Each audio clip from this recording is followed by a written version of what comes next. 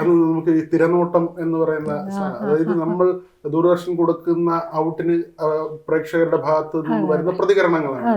അതും നമ്മൾ ഇങ്ങനെ കാത്തിരിക്കും. ഓരോ പരിപാടി നമുക്ക് ഇഷ്ടമുള്ളതിനെ കുറിച്ച് ആളുകൾ എന്താണ് പറയുന്നത്, അല്ലെങ്കിൽ നമ്മുടെ നാട്ടിൽ നിന്ന് ആരെങ്കിലും കത്തെഴുതിയിട്ടുണ്ടോ എന്നൊക്കെ.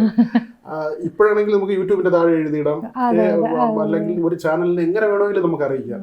അന്ന് ഈ ആളുകളുടെ പ്രതികരണങ്ങൾ അത് വലിയ തോതിൽ കത്തുകൾ വരുമായിരുന്നു. ഒരുപാട് വരുമായിരുന്നു. അത് ഞങ്ങൾക്ക് ദൂരദർശന്റെ പേരിലാണെങ്കിലും പലരുടെയും പേഴ്സണൽ പേരിൽ തന്നെ ഒരുപാട് ഫാൻ കത്തുകളും എന്താ പറയാ കല്യാണ അഭ്യർത്ഥനകളും ഒക്കെ വരുന്നുണ്ട്. ഇഷ്ടംപോലെ.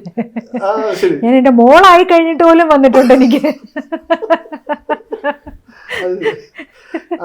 ഈ സമ്മാനങ്ങളൊക്കെ അയച്ചിരുന്ന ആൾക്കാരുണ്ടോ? സമ്മാന പൊതികളോ അങ്ങനെ? ഇങ്ങനെയുള്ള കത്തുകൾ ഇഷ്ടംപോലെ വരും.